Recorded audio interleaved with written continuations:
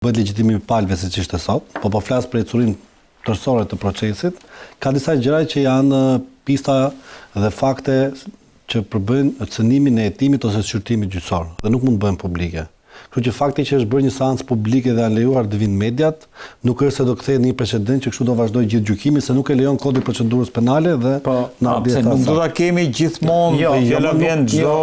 Shikon, në 2000 më kujtohet vetëm një gjë për mos u shkëputur nga konteksti. Berisha para 2005-s premtoi që në qoftë se Partia Demokratike fiton, do bëjnë gjithë mbledhjet e Këshillit të Ministrave me dyert të hapura dhe publike për mediat. Dhe kur fitoi qeverinë atë kohë dhe vazhdoi puna e Këshillit të Ministrave, tha nuk na lejon kushtetuta. Kështu që është tjetër gjë ajo që pretendohet, ajo që kërkohet, ajo që linçohet publikisht, tjetër gjë ajo që mundson ligji. Por në këtë rast unë vej re këtë gjë. Kemi një përthyrje të situatës ose të mënyrës racionale se duhet funksionojnë gjërat. Për shembull, në këtë moment ne shikojmë që procedura kthehet në skenë showbizi. Pra, një seancë e cila mund lejohet bëhet me dyert të hapura ose në praninë e mediave, shfrytëzohet nga faktorë të ndryshëm, këtë rastin konkret zoti Meta ose zoti Velia në një seancë tjetër, në një gjykim tjetër ose dikush tjetër siç ta Nardin në zoti Ametaj, ku mundohen të përfitojnë rolin e martirit si njerëz të cilët po i dëmton ose po i dënon sistemi politik ose regjimi Ramës, jo si njerëz që janë të fajshëm për shkak të ndonjë figure veprave penale ose për shkak të ndonjë kallëzimi. E dyta, ligji dhe kallëzimi tu kthehen në narrativ politike. Pra nuk niset gjykimi nga kategoria e procedurës ligjore dhe standardeve ligjore, që mund të flasin avokatët, prokurorët, studiuesët e drejtës, po kthehet në narrativ politik ku flitet se i rënuar ishte, e pe me sa delle dhe hov foli, po këta të tjerë që nuk guxuan të ishin prezent në sallë, sepse njerëzit nuk kanë njohuri juridike, ata merren domethënë me prallën, me fabulën. Problemi është kjo na kujton veprën e Shakespeare-it shumë zhurmë për hiç asgjë. Në fund, funksionalisht nuk përfiton asnjë gjë. Nga pikpamja e procedurës. Po, nga pikpamja pasaj e perceptimit publik, mundohet që atyre pak i tharve që mund të kenë mbetur zotit Meta t'i bëhet, po prap shiri nga e hovit me idenë që ky është i fortë, vazhdon qëndron, ka ndërmend të bëj luftë dhe mendojnë që ushqehet narrativa e përndjekjes. Po e them edhe një herë, përndjekjes politike. Nga spaku. Dhe e treta është kjo që humbja e pushtetit, sepse tu kemi dhe një aspekt vizual, zoti Meta shifet i rrudhosur, i zverdhur, duke që ka një pesimizëm e shfaq, nga njëra anë tjetër, domethënë, bëhet edhe sepse fjet e pushtetit kënaqen kur njerëzve i tregohet ideja se si njeri bie nga froni, ose si është njeriu që humb privilegjin ose të qenë në Olimpin e pushtetit. Dhe kjo reflektohet, dhe duke u reflektuar kjo gjë, kuptohet që pse ky njeri ka këtë rëndin nëse pretendon që është i pafajshëm. Sepse ka ndodhur zakonisht për shembull dhe pak më parë për lexoja një histori ku për shembull ishte përsekutuarit politik në kohën e Verogjës, dënuarit politik, të cilët dohen mas 17 viteve, 18 viteve, 20 viteve burgim, nuk e reflektonin këtë rënje, kishin hov vjetësor. Dhe thuhet e kishin atë lloj hovi sepse pretendonin dhe ishin të bindur shpirtërisht me veten e tyre që jemi të pafajshëm. Pra, si thua që intereson dhe mediave që janë pro pushtetit ta reflektojnë këtë pamje. Dhe domethënë ato mundohen të vjelin këtë lloj ideje, pra këtë lloj pikpamje për një masë aktuar njerëzish që është kjo. Si mendon që kjo është një pamje që e dëmton politikisht si pamje, si perceptim Ilir Meta? Po ta kuptosh vetëm nga pikpamja e real politikës dhe e parimit të forcës, kjo tregon që Meta është rënuar. Pra nuk është më ai njeriu i cili bënte thirrje që unë do ngrej armët, unë do ngrej njerëzit, unë do patjetër ide në njeriu i cili është zvogluar në përmasën e pushtetit, i njeriu i cili ka një pezmatim, i njeriu që nuk e reflekton atë qetësinë që e ka idenë se ku do i shkojë, strategjia e tij e lojës. Se po ta vejmë re aty bënte shqiponjën, thoshte që këtu po bëjnë ishte gjatë gjithë kohës me gisht. Ose bënte se me gisht, nuk u përshëndet me ish-bashortën e tij, pak ishte disa që tregon një lloj si thosh çoroditje në sensin e tregimit të konsolidimit ose soliditetit të personalitetit. Për shembull, unë për shkak se për një nga profilet e mia të punës është avokatia dhe avokatia në çështjet penale, i shikoj shumë shpesh të gjyqjet e maxi procesit të mafjes ose gjyqjet ndaj personazheve të larta, qoftë për ide që në botën e krimit. Pjesa më e madhe tyre reflektojnë një lloj qetësie, domethënë që nuk mundohen ta shfaqin që ka diçka që i mundon, sepse mendojnë që duke dalë solid e japin idenë që ata janë të bindur që janë të pafajshëm. Po. Berlusconi, me që se kujtoj, Andreotti, kur kanë shkuar në gjykata, kur njëherë nuk kanë qenë seancat publike. Përkundër kanë pasur një sentencë shumë famshme, që thoshin kur pretendojnë gjithë faktet dhe provat, dhe kur ecin paralel, këtu tregojnë që është një puç shumë i madh. kur s'ka asgjë që të jetë kontradiktore me njëra tjetrën. Pra e kishin nga ana e kundërt, që nëse gjithë provat korrespondojnë, kjo tregon që është e stisur. Denis, si lexon këto si gazetar unë nuk është se jam kundër seancave publike, fundit është një këshëri e madhe edhe për çështjet të cilat ti nuk ke mundësi ti lexosh në një dosje, nuk e di sa është dosje Ilir Metës. Me fashik. Për sa kohë ti nuk Avokati ka thënë që është dashur një fugon. Nuk ke kohë të futesh në dhimbje koke duke lexuar gjithë ato letra pa emocion. Këto emocion ta japin seancat. Dhe nga kjo pikpamje nuk ka asgjë të keqe. Mendoj unë, madje edhe publiku fillon edhe kupton gjithë cilën palë. Kupton palën e prokurisë, kupton dhe palën e paditur në këtë rast ish presidentin. Por ajo që thotë Nardi ka sens vetëm për dëshmitarët. Pra, momenti i dëshmitarëve, kyç kam përshtypjen nuk do lejohet me seancat hapura, sepse besoj gjykata ka mundësi të veprojë çdo seancë ta shohë si të pavarur. Unë di që s'ka për ta lejuar pastaj. Kuptimi që megjithëse sot e lejoj seancën në kur vi seancë paraprake, pa thënë seancë e parë, jo paraprake. Nuk është një vendim ky për gjithë procesin. Prandaj po them, kur vi puna, jo i gjithë procesin, kur vi puna për dëshmitarët delikat, besoj do jetë me dyert mbyllur ashtu siç bëhen në seancat edhe në botë siç tha Leonardi. Kështu që nuk ka ndonjë gjë të keqe që sot ne vetë Meta në këtë pamje, sepse ky është momenti i parë dhe akoma gjykata, gjyqtarja apo jo. Pra ai do çdo moment ta shfrytëzoj për median, për publikun. Dhe ato janë thirrje që ai i drejtohet publikut duke shpaqur pakënaqësinë e tij. Po, nuk jemi në fushat elektorale, as në një parti politike, këtu jemi në gjykatë. Dakord, pra, po ai nuk është i shkëputur, është qenie politike Meta, pavarësisht se është i pandehur. Po jo, ai qenie politike mund të është jashtë hekurave, jo aty në atë sallë, ai është një qytetar. Po ai ashtu e mendon vetë, e ka drejtën. Kur filloi procesi, thash edhe një herë tjetër. Kur filloi procesi, atëherë ne do ta shohim më të racionalizuar në mendim. Por tani ai s'ka filluar. Ky është një moment pa ardhur gjyqtarja fare. Pra Meta shfryn dufin pa ardhur gjyqtarja. Në momentin që erdhi gjyqtarja, Meta heshti. Si e lexon si qëndrim Denis në kuptimin e imazhit, të mesazhit. Shikoj, e imazhi. Se tani president i mbyllur në ato se këto Eurokuar do diskutojmë edhe për Veliajin. Tani kjo çështja nuk ka asnjë rrezikshmëri Meta në këtë seancë, ashtu siç nuk ka asnjë rrezikshmëri nesër Veliaj, se sot nuk ishte Veliaj, ashtu siç nuk do ketë rrezikshmëri ku diun të gjitha VIP-at që janë marrë me politikë. Dhe nuk e kuptoj cili është ndryshimi, pse Monika Kryemadhi është jashtë kafazit dhe Meta është brenda kafazit.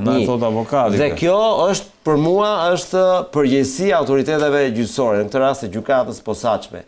Përderisa ne jemi në disa procese me personazhe të kësaj natyre, të këtij kalibri, si Meta apo kryetar bashkia apo tjetër, duhet marrësh masa zotërit, sigurosh një sallë ku të rrinë njerëzit normal, sepse duhet ta pranojmë, nuk është si një qytetar i zakonshëm gjyqi ndaj Metës apo ndaj Veliajt. Në çdo vend botës kështu është. Jam dakord që jenë gjithë barabartë, por nuk praktikisht nuk janë barabartë. Ka të bëj me masën e sigurimit personal që ka ndaj të personit që është në akuzë. Por perceptim, meqenëse folëm për perceptim. Kur ne shohim në kafaz, mendojmë njërin që është akuzuar për vrasje. Tu s'kemi të akuzuar, po të kishim të akuzuar për vrasje. Atë nxirren nga burgu. Ish kryeministër, ish president, ish kryetar. Atë nxirren nga burgu. Jo, po një sallë tjetër, çfarë lidhje ka? Krijojmë një marrëdhënie tjetër. Pse Kryemadhi avokat është sepse nuk ka masë sigurimi personal pra. Dakord, nuk ka kuptim me atë që shef procesin thotë çka ka ky tjetri në kafaz. Është në burg. Mirë, në rregull, e kuptoj unë, por edhe një po them, gjykata duhet kishte marrë masa për të krijuar një sallë pa kafaz. Ka që thjesht për i thotë. Ore, duhet ndryshuar kodi procedurës penale, o Denis, nëse do darish këtu, gjykata e lexon këtë gjë si ABC-mër. Të lutem, nëse gjykata sot do ta zhvillonte gjyqin në një seancë pa kafaz, do bënte shkelje? Po. Çfarë shkel, ku shkel? Po është kodi procedurës penale që thot, po se bën dot pra. Okej, pastaj nëse është çështje kodi, atëherë s'ka diskutim. Një tjetër, persona të cilët janë në masa sigurimi personal, arrest me burg, janë të detyruar sipas kodit procedurës penale dhe sipas drejtorisë së burgjeve, rregullohet drejtorisë burgjeve dhe të ekzekutimeve, janë detyruar që të rinë atë. Unë kam pas raste, po ta them, që nuk ka pas salla. Jo, një sekond, po atëherë si u bë seanca e Veliajt kushtetuese? Po ta shpjegoj. Ka pasur raste, Po. kanë pasur raste me persona që dënoheshin për vrasje, Po. në mungesë të sallës me kafal siç ka qenë këtu, është ulur për krameje personi dhe në ndërkohë nuk ja ka hequr prangat fare polici ka ndenjur aty 2 policë ngjitur. Sepse ata shikojnë sigurinë pasaj në fund ditës, sepse ti nuk mund të shkosh me idenë që ky personi çka ka në mendje, mund të hidhet në fyt prokurorit apo gjyqtarit ai. Në momentin që kemi të bëjmë me element që nuk kemi të bëjmë çështje sigurie, se as rastin e Metës, as Veliajt, as ku diun Ilir Beqi, këtu s'është më çështje sigurisë. Gjykata nuk mund të bëjë një interpretim? Po pyes. Marsit, sot çfarë ndodhi si seancë e parë? O bë thjesht legjitimimi i palëve. Pra që palët të cilat pretendojnë një të drejtë të mohuar ose një gjykim në të cilin pretendojnë që është cënuar e drejta, tregojnë interesin e tyre direkt, pra ky është legjitimimi, cili interesi përgjigjet atyre, ajo që quhet legjitimimi aktiv. Pa ata tregojnë që në procesin e shqyrtuar pak më përpara, proceduralisht ata ndjejnë që është cënuar një e drejtë dhe legjitimohen. Shikojnë generalitetet, pretendimet, afatet, procedura penale, pra është një lloj, le ta themi kështu, standardi procedural formal i seancës së parë. Sa po fillon. Ndërkohë, për ta thënë në mënyrë sa më të thjeshtëzuar për ta kuptuar njerëzit pa gjuhë kështu shumë të ngarkuar teorike. Ndërkohë kërkesa e avokatit Sakrani që thotë që duke qenë se një atë ka të drejtë takojnë në çdo moment ai ndryshimin e masës. Ka lidhje me ndryshimin e masës, domethënë është ndryshimi i masës që zotëria bën kërkesën e ndryshimit të masës, pas zëvendësimin e masës nga arrest në burg në mos gaboj në ardhe arrest në shtëpi ose detyrimi paraqitje ose arrest. Pra ajo ka të bëjë direkt me punën e masës, nuk ka të bëjë me po, dhe çdo palë në shqyrtimin gjykat shkallës parë ose shkallës të dytë apo së të apelit siç njihet në kuptimin e gjerë, lejohet në çdo moment të gjykimit të kërkojë ndryshimin e masës ose zëvendësimin e saj. Këto pami avokat në mënyrën se si po përballen, se po përballet drejtësia e re me Ilir Metën. Kush mendon se del më i fituar? Drejtësia e re me lojtarët vjetër. Kjo drejtësia e re s'pak që ka me ish presidentin se. Këtu mund të jem subjektiv unë tani sepse kam lexuar pjesën në kuptimin e perceptimit publik. Unë kam lexuar pjesën më të madhe të asaja që ka qenë mbrojtje e zotit Meta. Pra, ato që kanë nxjerr vet Meta, ato që kanë nxjerr Tedi Blushi si sekretari i PS-s, ato që kanë nxjerr avokatët e zotit Meta dhe perceptimi im është domethënë që është ngritur një furtunë në gotë me këtë dosje. Sepse në që Meta teorikisht ka 3 vepra penale, pra 3 akuza, e njëra që lidhet me Çes Dian, e cila nëse vazhdon akoma dhe një vit është parashkruar dhe vepra penale dhe në apel, jo më në shkallë të parë, sepse është një vepër penale që po flasim për vitin 2009-2010. Ashtu, kështu që kanë kaluar 15 vite nga ajo.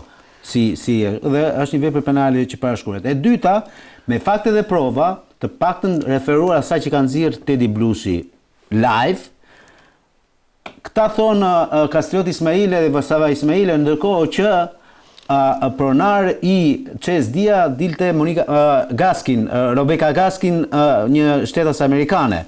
Dhe në ndërkohë që për disa kohë administratori i kësaj kompanie kishte qenë ish truproja i zotit Rama. Pra një bodyguard që ishte bërë për disa kohë edhe si bodyguard, i cili në shënimet e tij, në dëshminë e tij në SPAK, ka thënë që unë vetëm firmosja dhe nuk e merrja vesh fare se ato ishin pjesa më e madhe ishin anglisht. Pra se çfarë lidhje kanë këto me Ilir Metën, unë nuk e di. Tani dëgjoj, sepse duhet që mos keq kuptohem. Ilir Meta në funksionet e tija politike, si pushtet mbajtës, mund të ketë bërë 1 mëkate. Problemi është që ti mëkate duhet t'ia faktosh tjetrit. Se është kollaj të thuash që me perceptim Belinda Balluku ka 300 shtëpi, po gjej 2. Gjej 3, gjej 5, që i ka të pa deklaruara. Nuk kam nevojë me më gjetë 300. Edhe në rastin konkret me zotin Meta. E dyta, bëhet fjalë për këtë lobimin në Amerikë. Edhe këtu pastaj ka një andrall shumë të madhe për mendimin tim, sepse ne e dim shumë që në bazë të ligjit për partitë politike, ai që firmos kontratat te partitë politike ku bëhet fjalë për lobing është sekretari i përgjithshëm, sepse sekretari i përgjithshëm është personi më i pushtetmbajtës në një parti politike nga ana administrative. Për shembull, tek çka ka deklaruar sekretari i përgjithshëm. Kjo është. TPD-ja është zoti Flamur Noka, ai që firmos kontratat, edhe atë kontratën e 6 milion dollarëve që u përfrol vite ka firmosur Flamur, nuk ka firmosur Berisha. Edhe në rastin konkret, ta atyre lobime në 2017 si ka firmosur Eldrit Brajndllari si sekretari i përgjithshëm i Partisë së Lëvizjes Socialiste për Integrim. Jo Ilir Meta. Për më tepër që Ilir Meta aso koha ishte president, sapo ishte zgjedhur president. Pra kërcet shumë. Dhe e treta, që është pjesa tjetër për cilën e akuzojnë zotin Meta, është fakti domethënë që ky ka përdorur 2 karta banke me të cilat ka bërë blerje të ndryshme. Në ndërkohë që vetë zonja Kryemadhi ka thënë Ilir Meta nuk ka pas asnjë lloj karte se çdo gjë e bëja unë. Tani unë s'e di se për çfarë akuzohet zoti Meta tani. Thash edhe një herë tjetër. Ilir Meta, 30 vjet, 35 vit si njeri me shumë pushtet në këtë vend, i ka pasur të gjitha postat e mundshme. President, kryetar, kryeministër, zënës kryeministër, ministri i jashtëm, ministri i ekonomisë, nuk e di më, nuk besoj se ka pas njeri në Shqipëri që mund të ketë pasur të gjitha këto pozicione. Përveç kryetar bashkie nuk ka qenë ai. Kaq. Unë nuk besoj, domethënë që në perceptim popullor të gjithë mund të thonë që ai është njeri korruptuar. Problemi është që Spaku nuk ecën me perceptim popullor. Spaku duhet të ecë me letra. Dhe ato letra sot dhe prova do duhet i nxjerrin sot në gjykat. Shtrava që ti nxjerrin në gjykat. Tani dëmin politik, Ilir Meta që ka bërë që ditën që e arrestuar, nuk ka nevojë më. Sepse edhe sikur ai të marrë një dënim sa do kështu të vogël fare, në ana tjetër do ketë edhe një dënim plotësues si relevant i dënimit kryesor, i cili mund të jetë 5 vite larg jetës publike, politike. Kështu që prapse le të themi në një farë mënyrë jeta politike e zotit Meta teorikisht po flas mund të jetë shënjuar tashmë. Por ai nuk po lufton më për politikë. Ai po lufton për mbijetesën e tij njerëzore dhe kjo është këtë normale në funditës. Ndërkohë, ndërkohë do të thotë diçka. Dhe se kishte diçka opozitare me atë në ardhmë, jam dakord, edhe nga ana procedurale penale ashtu duhet të jetë, sepse çdo kallëzim ose çdo akuzë duhet provohet. Por në kuptimin e narrativës politike, sepse në atë mënyrë po e ndërtojnë. Narrativ politike do t'i përgjigjemi me tjetër. Po, ka diçka thuhet që ka një standard në shkenca politike. Sidomos një nga teoricinë më mëdhenj Leo Strauss ka thënë këtë gjë. Në një vend i cili nuk ka standard drejtësie, siç ka qenë Shqipëria postkomuniste ose post-tranzicion, të qëndrosh gjatë në pushtet nuk është merit. Dhe një vend që ka sistem drejtësie të fortë dhe ligje të forta, të qëndrosh gjatë në pushtet është merit. Tash po ta aplikojmë këtë kriter në realitetin shqiptar, e jep mendoj përgjigjen për gjithë elitën politike. Dakor? Unë nuk po bëj asnjëri të fajshëm, që të kuptojmë. Pa ma kanë që të gjithë përgjegjësinë e tyre për gjendjen ku jemi sot. Bëhet fjalë për rreth 36 vite demokraci. Dhe akoma flasim për të njëjtën ëndër që është folur që në vitet 92-96 ëndra e Shqipërisë në Bashkimin Evropian. Po ashtu qeveria Nano, po ashtu qeveria Meta, qeveria Majko, qeveria Berisha, qeveria Rama, biles deri para pak muaj shtitej që kemi të sigurt hyrje në BE dhe zonja Marta Kos, ndërkohë tash kemi ndryshim kursi që ne jemi me Amerikën dhe BE-ja s'na pranon sepse jemi antar të Bordit të Paqes. Në këtë kontekst, ajo që dua të them është kjo që edhe sikur mos kenë përfshirje të drejtë për drejtë, këta kanë minimalisht përgjegjësi morale dhe politike për aktualitetin dhe gjendjen që është vendi sot. Dhe mënyra se si kjo faturë paguhet mbrapsht, është edhe me interesat që i kanë kundër njëri tjetrit. Unë nuk e vë ndyshim që kjo mund të jetë një akmarrje e Ramës. Ndaj ti, po të flasim në parimin e real politikës, pra po heq pozicionin tim si avokat dhe po flas si thjesht analist politik këtë mes. Dhe po të flas si analist politik në sisteme siç është shteti shqiptar, dihet që politika është ajo që komandon. Jo në formën 100%, po ka segmentet e saj, ka mënyrat e saj, ka raportet e saj, sepse tek çështja e zotit Meta krijon përshtypje kjo, nuk e deshën thjesht arrestonin, deshën ta poshtronin. Po edhe këto. Dhe ky fakt po ndodh sot. Nuk është se e bëjnë thjesht për treguar, domethënë këtu ka një hakmarrje.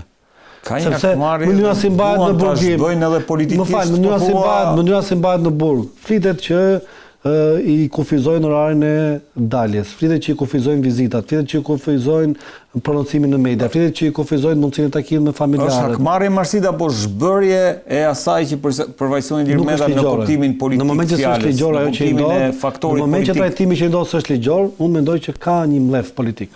Denis, si e shikon fatin politik të Ilir Metës, nisur dhe nga kjo premisa që na dha Marsidi, faktin që mund të jenë prapa skena, e gjitha kjo është një goditje organizuar për ta eliminuar politikisht si faktor duhet ndarë politik të dy rëndësishëm. momente.